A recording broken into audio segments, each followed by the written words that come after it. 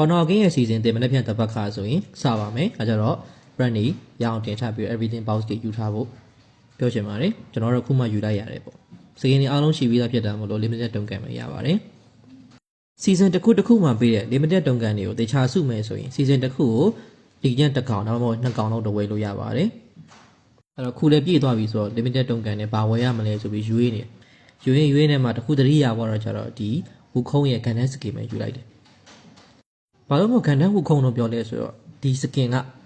ဘန်တိုင်းပေါ့နော်။ကျွန်တော်တို့ဒီကန်တန်းစုကြီးတွေထုတ်တယ်ကန်တန်းရုပ်တွေထုတ်တဲ့ company ဘန်တိုင်းနဲ့ဒီတက်ဆက်နဲ့ collaboration လုပ်ပြီးတော့ထွက်လာတဲ့ skin အဲ့ဒါပြင်ဘာဖြစ်လဲဆိုတော့ဒီဝူခုံးရဲ့ skin မှာသူက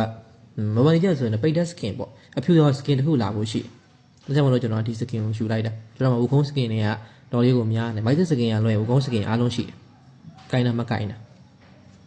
Honor Game ရဲ့ရှေ့ဆက် plan တွေရဲ့စိတ်ဝင်စားဖို့ကောင်းပါတယ်လက်ရှိ confirm ပေါ့နော်ဒီ global ကိုလာဖို့ရှိတာက Detective Conan ရဲ့ collaboration လာဖို့ဆိုပြီးတော့သတင်းကြားထားပါတယ်အဲ့ confirm ဖြစ်ထားတာက Ninja 2 တို့ One Piece တို့နောက်ထပ် SAO တို့အများကြီးရှိသေးတယ်အဲ့တော့ပေါင်းရရှိရပေါင်းနှံ့ရရှိရနဲ့ရောင်းချက်ရှိရရောင်းထားပြီးတော့စောင့်ကြဖို့ပြနေတဲ့ skin ကဝူခုံးကန်တဲ့ skin အတွက်လာမဲ့ painted skin ပုံစံမျိုးပါဘယ်လိုလာမလဲဆိုတော့မသိရသေးဘူးဒီကတော့ limited တုံးကန်နဲ့ရမလားတုံးကန်နဲ့ပဲတက်တက်ဝယ်ရမလားဆိုတော့ထွက်လာမှာပဲသိရမှာပေါ့โอเคကျေးဇူးတင်ပါတယ်